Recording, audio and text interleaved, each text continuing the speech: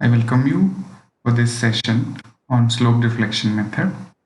In the previous session, we have discussed on the application of slope deflection method for the analysis of continuous beams. Now, in this session, let us try to understand how the slope deflection method can be applied to total frames or rigid jointed frames. Frames are usually the arrangements of beams and columns, which are usually perpendicular to each other, which we call it as orthogonal frames. The movement of the joints in the frames in the lateral direction is called a sway or lateral sway. The frames which do not sway in the lateral direction are called non-sway portal frames. Now, these are the examples which say non-sway frames. Here in this, the first example which you can see it is a frame. The ends are fixed and we have another roller support at the beam level. Even though there is a horizontal load which is being applied, this reaction from the roller support will restrict the sway of the frame. And this is a frame which is symmetrically loaded and there is no change in the length of the vertical member or A is being mentioned, because of which we can say it is a non-sway frame. And this is also a frame wherein we have a horizontal reaction which gets generated at the fixed support. This will not allow the frame to sway even if we have horizontal loads or asymmetrical loads or any moment which gets generated because of the cantilever action. This is an example for a sway frame where it is a simple frame which is subjected to horizontal load. We will neglect the axial deformation of this member and we consider there will be a same amount of sway for both the columns at both the joints. In the next session, we will be discussing on sway frame, how to analyze sway frame. In this session, we will concentrate on how we can analyze a non-sway frame, a simple frame, by slope deflection method. I'll be taking this example wherein we are supposed to analyze this simple frame and we are required to draw the bending moment diagram and we will be adopting slope deflection method.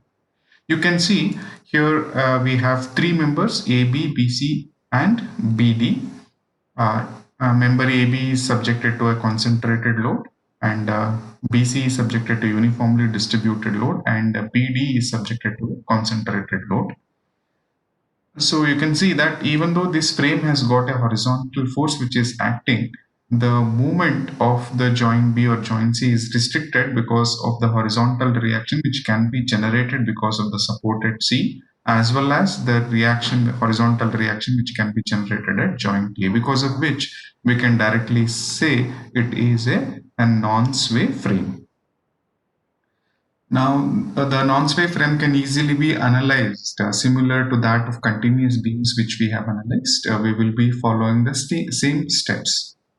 The next step, we will be calculating the fixed end moment similar to that of analysis of beams. We will be using the same formula, MFAB is equal to minus AB square by L square, as we can see that member AB is subjected to an eccentric concentrated of 120 kilonewton. We will be using the formula of minus WAB square by L square, which gives us a fixed end moment of minus 106.67. Similarly, MFBA is equal to WAB A square B by L square, which is equal to 53.33 kilonewton meter.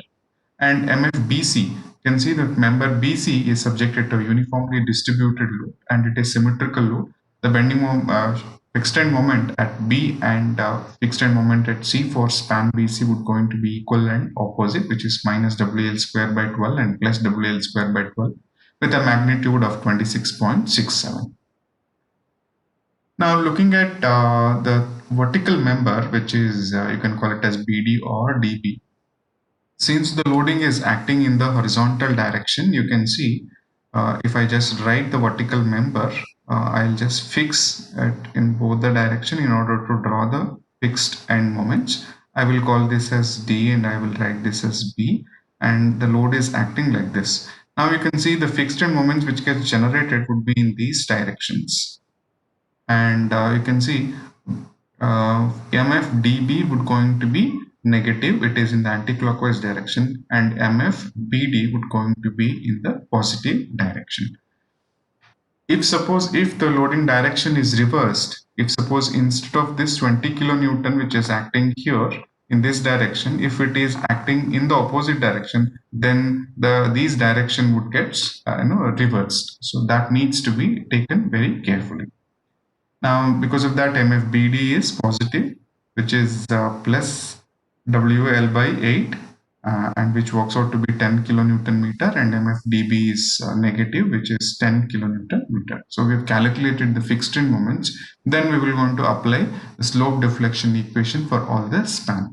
Now, applying it for span AB, we'll use the same equation. MAB is equal to MFAB plus 2EI by L into 2 theta A plus theta B, and that minus 3 delta by L we're going to eliminate because it's not a sway. In case of sway or sinking of support, we'll be using that component. Substituting the values of fixed end moments and the value of EI, and we can say take theta A is equal to 0 as it is a fixed support.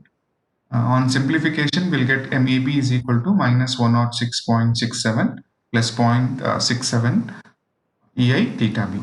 Now, MBA is equal to MFBA plus 2EI by L into 2 theta B plus theta A.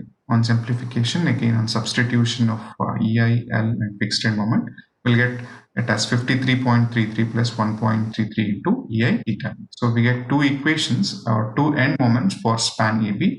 Similarly, applying slope deflection equation for span BC, we will get MBC is equal to MFCB plus 2EI by L into 2 theta B plus theta C, which will be minus 26.67 plus 1.5 EI theta B plus 0.75 EI theta C. We should be very careful in substituting the values of EI for different spans. For the first span, it is 2 EI, okay, and for the second span, it is 1.5 EI. And similarly, MCB would going to be equal to minus 26.67 plus 0.75 EI theta B plus 1.5 EI theta C. And for the vertical member, also we will be calculating MBD and MDB. We'll be substituting the fixed end moments and the value of EI. And you can see that from the problem that the supported D is also hinged, because of which theta D is not equal to 0. So how many unknowns we will have is because of the boundary condition. Theta D is an unknown, theta B is also an unknown, and theta C is also an unknown. So we will be having three unknown values, because of which we need three equations to solve these three unknowns. Now we have developed a slope deflection equation by applying slope deflection for span BD. We get MBD is equal to 10 plus EI theta B plus 0.5 EI theta D. Similarly, MDB is equal to minus 10 plus 0.5 EI theta B, which is 0.5 EI theta B plus EI theta D. And applying joint equilibrium condition, we will going to apply joint equilibrium condition at B, C and D.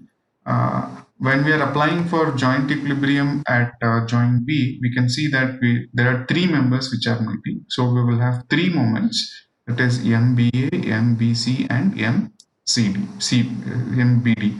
So summation of all these three moments should be equal to 0. And since the exterior supports C and D are hinged support, and where rotation is allowed and the bending moment is equal to 0, so you can say that MCB is also equal to 0, MDB is also equal to 0. So we will get three equations.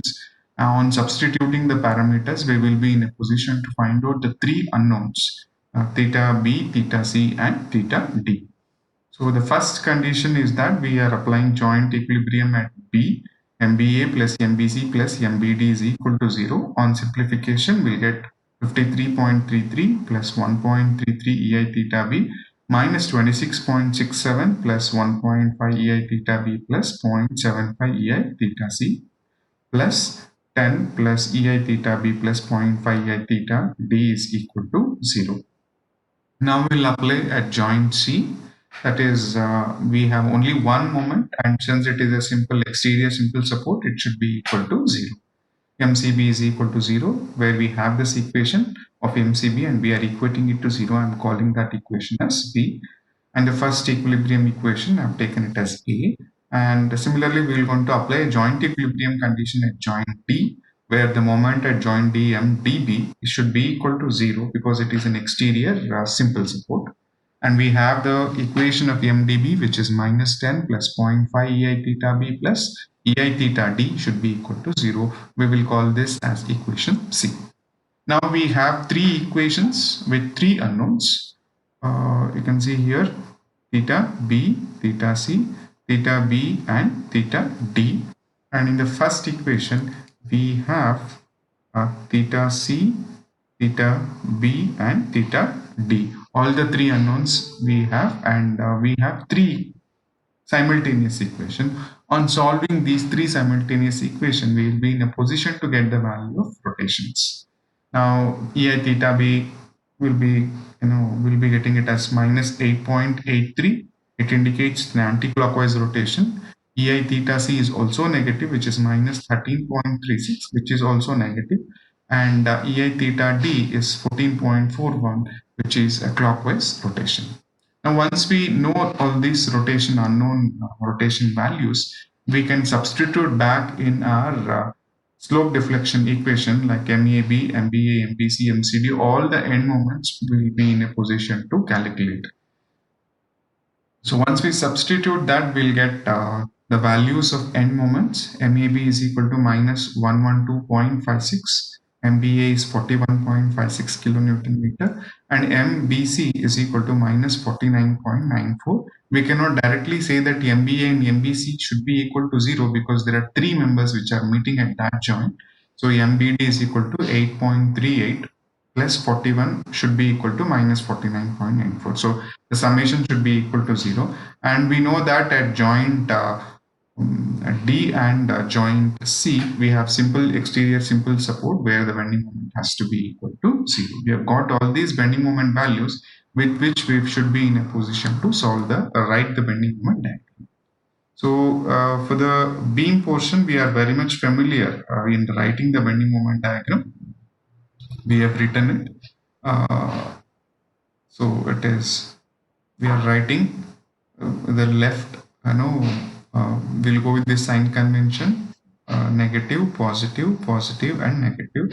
For the left side of the beam, if we get negative 112, we should plot it above the reference line, and the right hand side it is 41. And again for this beam it is minus 49. I have plotted above the reference line, and at the right side it is 0. And similarly, I'll just write for the column vertical member, it is negative, positive, and positive and negative similarly. So we get here it is 0, and the BD is 8.38. We have plotted the above reference line, and we are going to superimpose simple bending moment how we have done in case of beams as well. Now for the span AB, this is joint A, B, C, and this is joint D. And for AB, we are applying a concentrated load because of which the simple bending moment would going to be a triangle, the magnitude of which works out to be equal to 140, which can be calculated by WAB by L, as it is not a central concentrated load, it's an eccentric concentrated load. And this simple bending moment for the uniformly distributed load, we can calculate it by the formula WL squared by 8, which works out to be 40 kilonewton meter. And here it is again, it's a central concentrated load. We can use a formula of W L by 4 to calculate the simple bending moment. So now, because of the positive bending moment and the negative bending moment will have a sagging and hogging in the rotation, and this portion is nullified. So in order to get the net effective bending moment, positive bending moment if you want to calculate, we should be in a position to calculate this value. Here also this portion is nullified, and here also this portion is nullified. So this completes the bending moment diagram for the non-sway frame which we have considered. So on the whole, we have understood how to apply a slope deflection method to solve a non-sway frame. In the next session, let us consider a sway frame, and let us see how we can analyze a sway frame, how to calculate the sway using a slope deflection method. Thank you.